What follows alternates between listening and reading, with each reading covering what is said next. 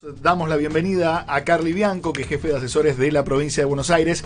Bianco, muy buenas tardes, ¿cómo le va? ¿Qué tal? Buenas tardes, Luis, ¿cómo estás? ¿Cómodo en el estudio? Sí, es distinto hacer una nota en vivo, muy cómodo, ¿no? Me trajeron un café muy rico, así que muy cómodo. Estamos transitando esta pospandemia con cuidados, con protocolos, pero bueno, se respira un aire de a poco distinto. ¿Cómo están viviendo este tiempo? Tiempo social y tiempo político. Mira, tiempo social mucho más holgado, digamos, porque efectivamente los casos han caído muchísimo desde el pico de la segunda ola, que eran 12.008 casos por día promedio esa semana, y ahora estuvimos en el mínimo hace 2 semanas, 333 casos, y ahora subió un poquito a 450, también están subiendo un poco en Capital, así que un poco preocupados por eso por un lado, pero bueno, la comparación desde 12.000 a 450, primero ya no hay riesgo de saturación del sistema sanitario, eso es algo que hemos logrado todos los bonaerenses con mucho esfuerzo. En los peores momentos hubo momentos en que la ocupación de camas de terapia intensiva estaba cerca del 80%, estábamos en el borde, digamos, de un colapso sanitario que no sucedió, lamentablemente sucedió en otras provincias, sucedió en parte en Capital, las clínicas privadas enviaban pacientes al conurbano bonaerense. Al revés no pasaba, al provincias revés no mandaban pasó, a Capital. No, al revés no pasó. Okay. Pero bueno, en ese sentido mucho mejor. También la gente está muy predispuesta a cambiar su vida. La verdad que la hemos pasado de manera espantosa. En los últimos, me animo a decir, en el último año y medio por la pandemia, en los últimos 4 años por la crisis económica, y ese es el objetivo ahora, revertir un poco esa situación económica muy compleja, porque justamente como consecuencia de la pandemia, que no ha tenido solo impactos sanitarios, también ha tenido, obviamente, y como ha sido en todo el mundo, impactos económicos, impactos sociales. Hay muchos indicadores que han empeorado, inclusive desde los niveles tan malos que los había dejado el macrismo, que los había dejado Vidal en la provincia de Buenos Aires, pero bueno, eso fue producto de la pandemia. Ahora lo que estamos haciendo es trabajar para, bueno, una vez pasado por lo menos por ahora, y espero que no haya ni tercera ola ni brotes particulares de la variante Delta, una vez solucionado eso, trabajando mucho en mejorarle las condiciones materiales de vida a la gente. ¿Qué porcentaje de esa, no es una sensación porque indudablemente es un hecho que viven psíquicamente, socialmente las personas luego de 1 año y medio de condiciones de mucha restricción? ¿Qué porcentaje de eso, más allá de lo económico, más allá de las pérdidas humanas que siempre justamente destacamos y acompañamos a las más de 115.000 familias, impactó en el voto no positivo hacia el Frente de Todos en la provincia? Y mira, yo creo que mucho. Esas dos cuestiones que acabo de marcar. Haber pasado un tiempo tan espantoso, como dije antes, durante 1 año y medio, eso obviamente genera un humor social que en ningún lugar del mundo fue proclive a que en elecciones se voten los oficialismos. Todos los oficialismos del mundo han perdido como consecuencia de la pandemia, independientemente del manejo que se hizo de la pandemia. Trump hizo un manejo que no tenía nada que ver con el manejo que se hizo en Argentina y en la provincia de Buenos Aires en la pandemia. Tenía las elecciones ganadas de taquito y las perdió. Nosotros hicimos un manejo mucho más cuidadoso, mucho más respetuoso de la pandemia, y también eso generó, bueno, la pandemia en sí misma generó un muy mal humor social, y eso probablemente haya sido una de las razones por las cuales muchos votantes, inclusive muchos que nos habían votado, no es que fueron a votar otra fuerza, sino que no fueron a votar o votaron en blanco eventualmente. Y el otro punto es lo que te decía también, no hemos mejorado sustantivamente las condiciones materiales de vida, por lo menos de algunos segmentos de la población, y esa es la tarea que tenemos pendiente y lo que estamos haciendo junto con el gobierno nacional, el provincial y obviamente con los intendentes de la provincia de Buenos Aires, mejorarle las condiciones de vida a la gente. Ese es el imperativo hoy. Esto es como, me gusta usar esta figura, termina la guerra, esas películas que uno ve de Hollywood, termina la guerra, todos festejan, pero al otro día tenés que reconstruir la ciudad. La ciudad está en ruinas, están caídos los edificios, te dan una pala y a ponerse a laburar. Entiendo, en eso estamos. Entiendo por eso, por esta expresión que da, que de alguna manera la gente ya internalizó, naturalizó que la vacuna estaba, que se había conseguido, que era una situación superada, por lo tanto ahí se encontró de frente con la otra pandemia, que es la pandemia económica, y dice, pero pará, si todo esto pasó, ¿qué es lo que no pasó para evitar esto? ¿Se podría haber hecho algo distinto para evitar la pandemia económica o no? Mira, yo creo que en la generalidad no. Se hizo muchísimo, uno puede repasar un poco todos los programas que estableció el Estado Nacional y el Estado Provincial para sostener la actividad económica, para sostener el empleo, que es muchísimo. Justamente el otro día estaba mirando determinados análisis económicos respecto de cuál había sido el factor que había permitido que no caiga tanto la actividad económica y el empleo, y claramente eran los programas que se establecieron desde el Estado Nacional y Provincial. Muy claramente, el ATP, la tarjeta alimentar, el IFE, etcétera, todos los que nosotros establecimos para sectores particulares durante la pandemia en la provincia de Buenos Aires, sobre todo para los sectores que más se vieron afectados, los programas crediticios del Banco Provincia, que fue el banco que más crédito dio. ¿La ciudad actuó igual? ¿Los acompañó? A ver, ¿o no? yo no veo que la ciudad autónoma de Buenos Aires haya sido igual de activa en políticas de sostenimiento del empleo y del ingreso. Nosotros, la verdad que a pesar de las diferencias de presupuesto, ¿no?, que las sabemos y que son evidentes entre el presupuesto per cápita, me refiero, entre la Ciudad Autónoma de Buenos Aires y la Provincia de Buenos Aires, nosotros hicimos un esfuerzo fiscal muchísimo mayor que la Ciudad Autónoma de Buenos Aires. Obviamente eso también, la pandemia impactó económicamente a pesar de ese esfuerzo. Tuvimos una caída del Producto Bruto en el país y en la provincia de 10 puntos el año pasado. Este año estamos creciendo al 10. Las estimaciones que hay de los organismos internacionales sostienen que vamos a terminar con un crecimiento del 8%, pero va a estar ahí, entre el 8 y el 10%, es decir, vamos a recuperar gran parte de lo que perdimos el año pasado. El desafío que nos queda a partir de ahora es que el año próximo también siga creciendo la economía nacional, que siga creciendo la economía de la provincia de Buenos Aires y volver por lo menos al punto de partida muy rápidamente y seguir manteniendo el proceso de crecimiento. Cada vez que se habla de crecimiento siempre pienso, ¿cómo será la distribución de ese crecimiento?, ¿no? Porque hay muchas veces números macros que pueden resultar engañosos. Hubo momentos en la historia de nuestro país que los números macro daban bárbaro y la gente la estaba pasando pésimo. Pésimo. En parte esto tiene que ver también con la política de precios, con volver a dialogar cuál es, de alguna manera, el trayecto de costos que tiene un producto, de alguna manera la concentración de la producción que hay. A mí me asombró en esta ida y vuelta la coincidencia entre Larreta y Feletti respecto de los monopolios. Sí, con un delay, porque Larreta lo dijo 3 o 4 días después. Yo creo que después que le llegó el Focus Group, en donde la gente valoraba el control de precios que está haciendo el gobierno nacional, dijo, me tengo que subir a esto porque si no voy a quedar descalzado. Porque funciona así.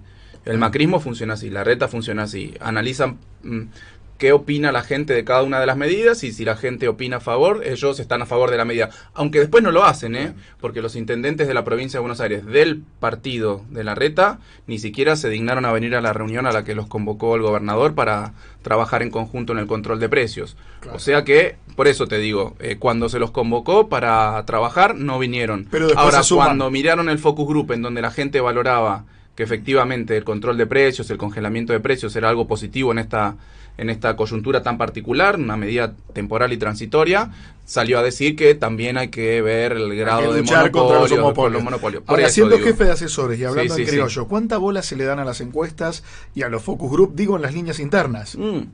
Nosotros muy poca. Entiendo que la oposición mucha importancia, pero de modo muy cínico además.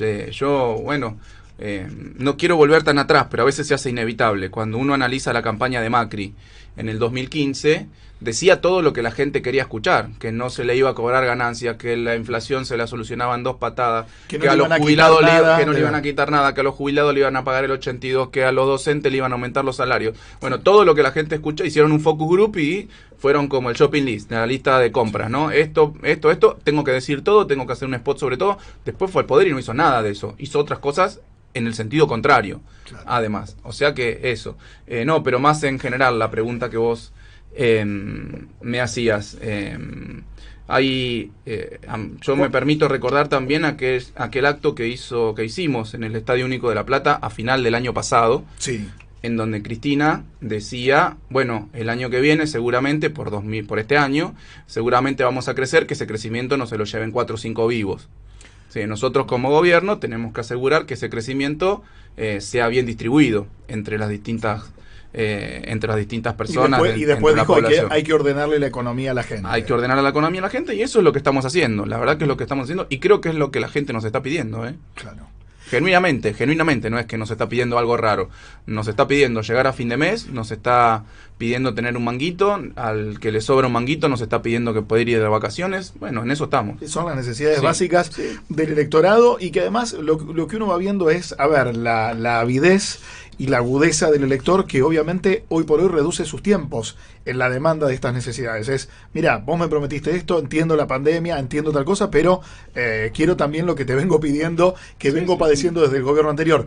Vamos a dos fotos. Una foto, la de ayer en Morón, frente de todos reunidos junto a Alberto Fernández, que hoy parte de viaje en minutos nada más, y la foto de hoy en Dolores de un Mauricio Macri que primero dice que quiere estar, digamos, predispuesto para estar ante todo trámite judicial. Luego hay 2 prórrogas, no va, finalmente 28 días después va a Dolores y se improvisa una especie de acto político, porque habló muy poco de la causa, marchó muy lejos de la gente, habida cuenta de los testimonios de 4 cronistas, que dice que estaba rodeado y secundado por miembros de su custodia personal. Entró un papelón del juez también, porque no había corroborado que pudiese declarar Macri por esta causa, y terminó, por lo menos por ahora, la historia.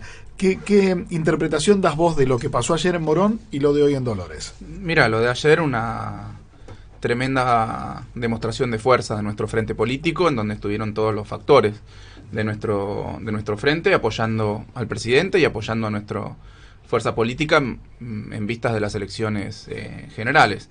Eso por un lado, un discurso muy claro, muy conciso del presidente respecto de, bueno, recordándolo también a Néstor como principal figura política de nuestra fuerza política en los últimos, junto con Cristina, ¿no? Obviamente, en los últimos 20 y pico de años, 20 años por lo menos, pero también recordando cómo se salió de la crisis en el 2001 y en el 2002, y haciendo un paralelismo con esta situación, que en aquel momento era estrictamente económica y ahora tiene un componente inesperado, exótico, que es la pandemia que nos tocó vivir, pero el desafío es el mismo. Crecer rápido, distribuir bien el ingreso, como decías vos, y empezar nuevamente un proceso de desarrollo que siempre nosotros lo vimos a partir de la generación de valor agregado, de nuevos sectores productivos, de industrialización de la economía. Me parece que ese es el mismo desafío. Bueno, eso, por un lado, esa demostración muy fuerte de potencia política en el día de ayer. Bueno, lo de hoy, no sé, alguno decía irónicamente que bueno, llovió, por eso no fue la gente, pero bueno, pero el día estuvo hermoso. Kreplak subió un video imitando a Macri en el 2015, sí, ¿no? Por eso. Después creo que algunos referentes del PRO dijeron que no llegó la gente porque había muchos controles en la ruta. Esto lo dijo el propio Macri. Me parece una payasada. Vamos a escucharlo. Bueno. El propio Mauricio Macri en ese escenario dice lo siguiente, a ver. Los demás intendentes que también acompañan hoy, diputados, realmente muchas gracias, senadores de otros partidos, todos dirigentes valiosos de Juntos por el Cambio. Hay gente lamentablemente en la ruta porque se ve que había más controles policiales que lo habitual. Siempre con estas maldades. Y a vos, Pato, gracias por siempre estar en todas. Macri habla de hacer esas maldades, obviamente es territorio bonaerense, su territorio.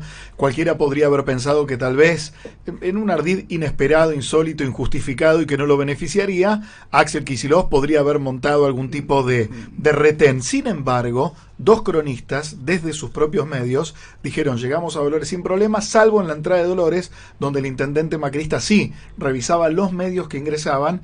Y después también salió Estela Díaz, que es ministra de la provincia, diciendo que justo pasaba por Dolores y que no veía ni un control policial. O sea que en la mañana de hoy, por lo menos... Controles de rutina. Claro. Yo también he ido por la Ruta 2 un montón de veces y me pararon y me pidieron la documentación aleatoriamente, ¿no? De mi auto, claro, siendo jefe de gabinete o siendo jefe de asesores, o sea, controles de rutina que hay en todo momento. Bueno, justamente ahí en la zona de Dolores hay un control de la policía, sí, siempre, todos los días del año está funcionando ese control. Nada, me parece que es una excusa porque, si mal no recuerdo, salieron a decir que iba a haber una movilización masiva de la gente hacia Dolores.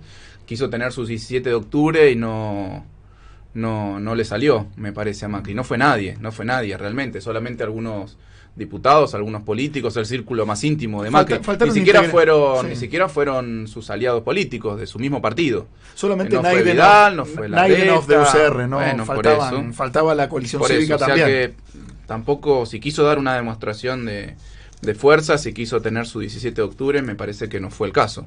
Y bueno, obviamente lo comparamos con aquel 13 de abril en donde Cristina fue a declarar a Comodoro Pi y masivamente el pueblo salió a apoyarla. Lo recuerdo porque yo estaba en la universidad, me tomé el colectivo y fui a Comodoro Pi con un montón de compañeros de la universidad. Lo meto en ese punto. ¿Por qué Cristina puede decir técnicamente, le digo, que es una perseguida política? Se lo estoy preguntando, no estoy dudando de eso. ¿Y por qué Macri no lo podría decir?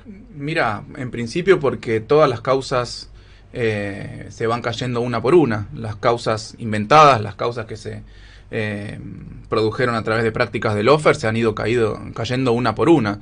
La del supuesto pacto con Irán, la del supuesto dólar futuro, etcétera. Todas las causas en las que estaba Cristina se van cayendo una por una cuando efectivamente la justicia las analiza de modo serio y eficaz. A diferencia de esto, bueno, Macri tendrá que demostrarlo. Yo no soy quien para prejuzgarlo.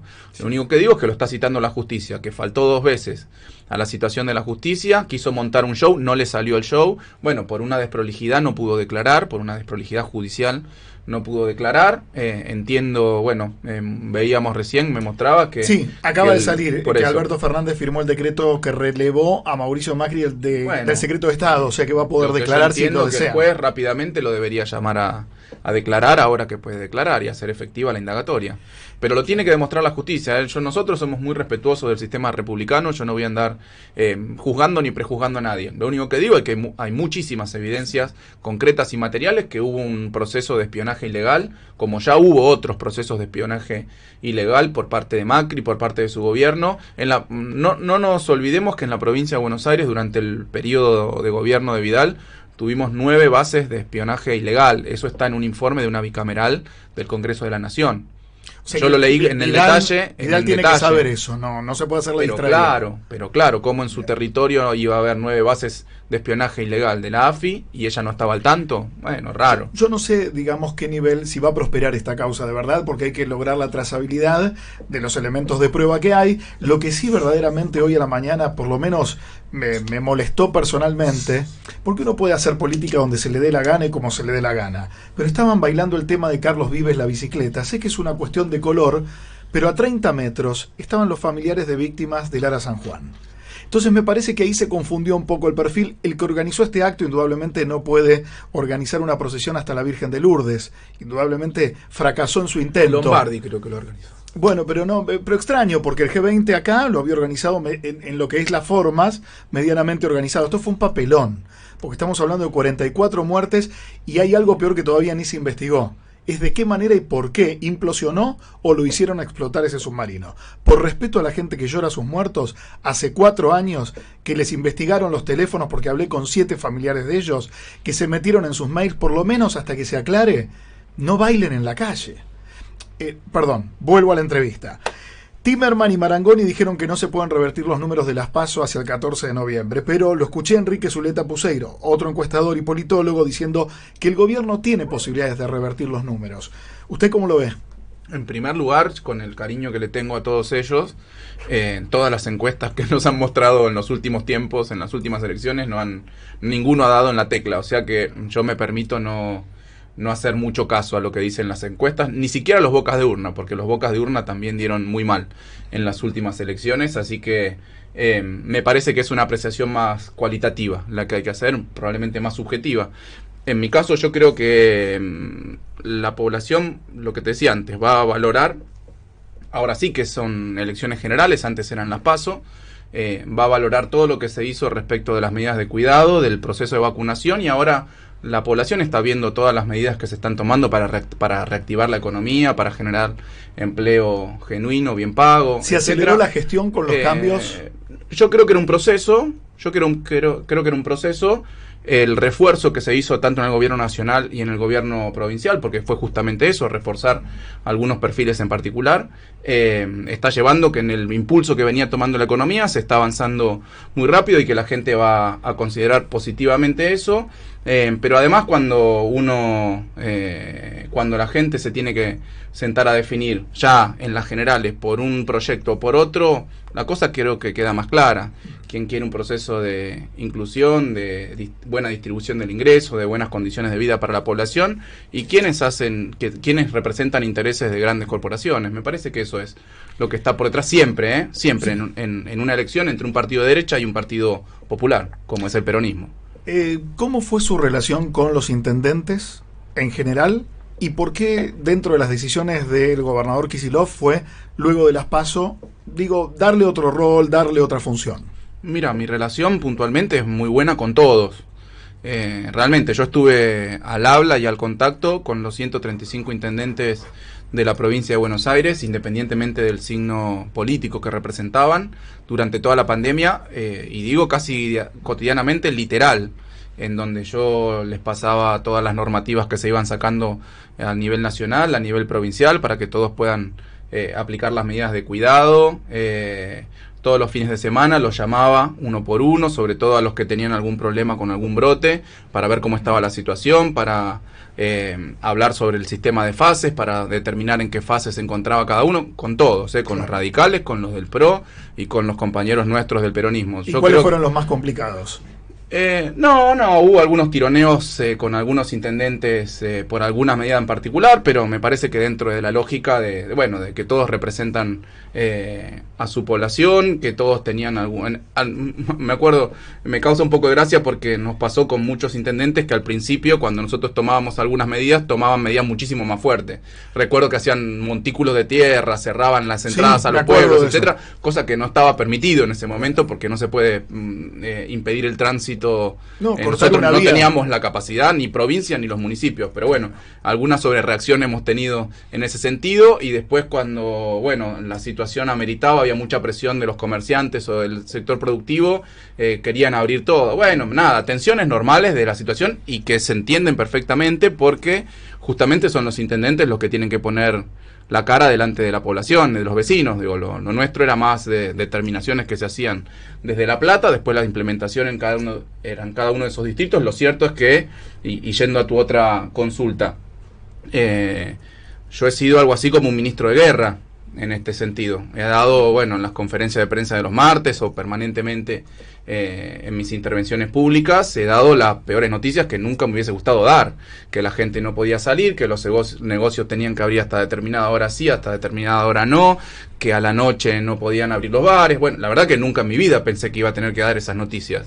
Las tuve que dar porque eran las medidas de cuidado que teníamos que establecer para evitar contagios, evitar internaciones y evitar muerte. Ahora, ¿no había un doble juego ahí? Por eso, mi imagen pública estaba muy desgastada. Sí. El gobernador consideró que había que reforzar el gabinete, me dio otras responsabilidades y justamente trajo a otros compañeros, a 2 compañeros y una compañera con una gran experiencia política, con una gran experiencia de gestión para, repito, reforzar el gabinete. No cambiar, sino reforzar. Y se hicieron cambios de responsabilidades, pero se reforzaron. De hecho, los ministros que estábamos en determinadas carteras y pasamos a tener otras responsabilidades, seguimos estando en el gobierno. ¿Y es un gabinete hasta el 14 de noviembre o un gabinete es de un 2 años gabinete más? que se reforzó para seguir con la gestión en los próximos 2 años. Había un doble juego que, todos valoramos, creo que no hay nadie que haya criticado las primeras fotos de Alberto Fernández, Axel Kicillof, Horacio Rodríguez Larreta, entendiendo que no hay fronteras físicas y que son territorios intercomunicados, capital y provincia de Buenos Aires, por lo menos el primer y segundo cordón.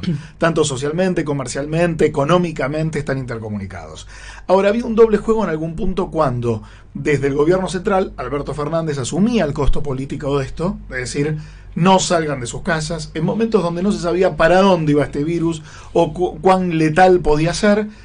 Axel Kicillof convalidaba la palabra, le daba soporte, ¿sí?, a la palabra del presidente, y por otro lado había una persona que sonreía, pero que después en el tramo final tendió a hablar de libertad, apertura, abran las escuelas, como si las escuelas estuviesen cerradas cuando en realidad estaban abiertas con otras funciones, ¿no?, alimentarias y tal.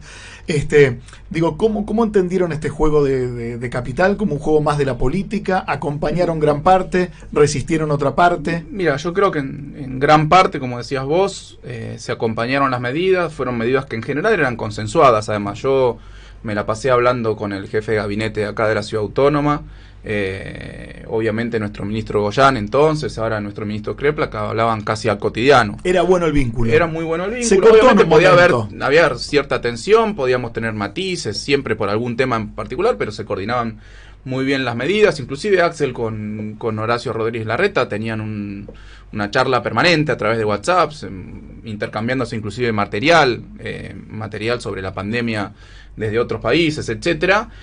Lamentablemente, yo creo que por oportunismo político, en determinado momento decidieron, con motivos políticos especulativos, me animo a decir, salir a diferenciarse de las medidas del gobierno nacional y de las que nosotros apoyábamos como gobierno provincial. Fue una estrategia política, creo yo, y que muchas veces estaba basada en determinaciones que no tenían basamento científico y en determinaciones que no mostraban lo que estaba sucediendo en la realidad, como cuando decían, no, en la Ciudad Autónoma de Buenos Aires hay clases todos los días y de modo permanente, y uno sabe que a lo sumo el 20% estaba yendo a las clases. Las directoras decidían por fuera eso, de la normativa del ministerio. Por eso, que a lo sumo el 20% estaba yendo a las clases, pero bueno, eso me parece que es una etapa pasada, que entiendo que la han tratado de instalar políticamente como que ellos fueron mucho más racionales con el manejo de la pandemia. No estoy de acuerdo, la verdad que inclusive con el diario del lunes, que uno puede decir, bueno, sí, me puedo haber equivocado en tal o cual cosa, la verdad que en términos generales,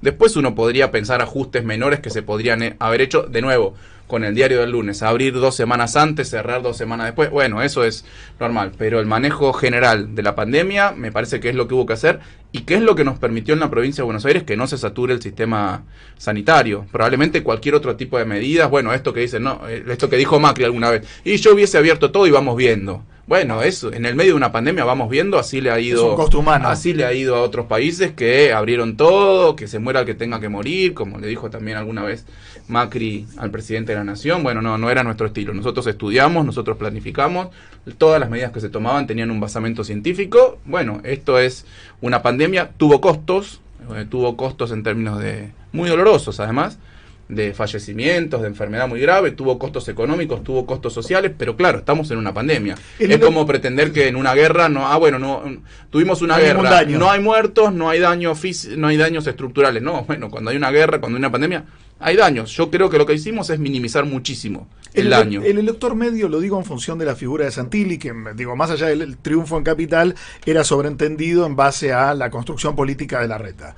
Ahora, también llamó la atención el éxito de un Santilli aunado a un Manes en provincia de Buenos Aires. Me pregunto, ¿el elector medio puede analizar estas contradicciones discursivas cuando desde la oposición se dice, por ejemplo, traigan vacunas, y cuando traen vacunas dicen es veneno, llaman a quemar barbijos por un lado, por otro lado dice abran todo, pero por otro lado cuando se abre un poco, justamente pasó una vez en la ciudad de Buenos Aires, o lo del barbijo, tendieron a cerrar, sí. O lo del barbijo, sin barbijo en la vía pública, sí. Y Quirós dijo esperemos 7 días más para que tengamos el 70% de la población vacunada. Digo, estas cuitas, estas pulseadas y por momentos contradictorias decisiones políticas, ¿el elector medio las lee o en realidad va directamente al crudo y dice cómo me está yendo, cómo está yendo la situación de mis amigos, de mis personas cercanas? Lo que yo creo que son dispositivos políticos que meten mucho ruido, realmente, en la población.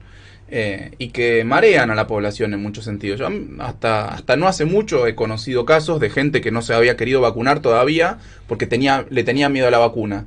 Pero ¿quién le generó el miedo a la vacuna? Uno naturalmente no le tiene miedo a una vacuna. Todos estamos vacunados con Ni preguntan las marcas. Ni preguntan las marcas, ni la procedencia, ni el origen, ni el laboratorio. Uno va, se vacuna y dice, listo, estoy inmunizado contra esta enfermedad, contra esta otra. Bueno, ¿quién le generó ese miedo a la gente? En parte la oposición, en parte los medios, algunos medios de comunicación que establecieron esas pautas de comportamiento respecto de la única solución que teníamos a la pandemia, que era la vacuna. Bueno, todas estas cosas, la quema de barbijo, negar la existencia de la pandemia, Plandemia, ¿no? Plandemia e infectadura. Claro, bueno, todas esas cuestiones, la verdad que hicieron mucho daño. Socialmente hicieron mucho daño. Le propongo algo porque quedan 2 minutos nada más, llegan las noticias. Un ping-pong, un ida y vuelta. Usted, dale. Definición de persona, yo le doy nombres, usted me los define sintéticamente. Bueno, siempre es difícil eso, pero voy a tratar. Alberto Fernández. El presidente de la Nación. Cristina Fernández. La conductora del Movimiento Nacional Justicialista. Mauricio Macri. El peor presidente desde la vuelta a la democracia. Patricia Bullrich. Sobreactuación de fascismo. Elisa Carrió. Alguien que maneja muy bien el poder, pero que nunca fue capaz de ganar una elección y tener una gestión en ningún aspecto. Horacio Rodríguez Larreta. Macri. María Eugenia Vidal. Macri. Muchas gracias por estos minutos, gracias por venir al piso. Estuvimos hablando con Carlos Bianco, jefe de asesores del gobernador de la provincia de Buenos Aires. ¿La pasó bien? Muy bien, la verdad que muy rico el café. Ahí está. Me tengo que ir porque tengo el Clio en el estacionamiento que ya me dijo que me cierra a las 7 y me lo va a dejar incautado. Me dijo algo el gobernador de la provincia de Buenos Aires, dijo, ese Clio nunca va a estar a la venta, ¿es así? Es así. Lo tiene como reliquia. Lo tengo como mi auto personal, con el que me muevo cotidianamente. ¿Qué fascinación tiene Kicillof que siempre compra autos violetas? No sé, habría que preguntarle a él. Gracias, Carlos Bianco. Okay.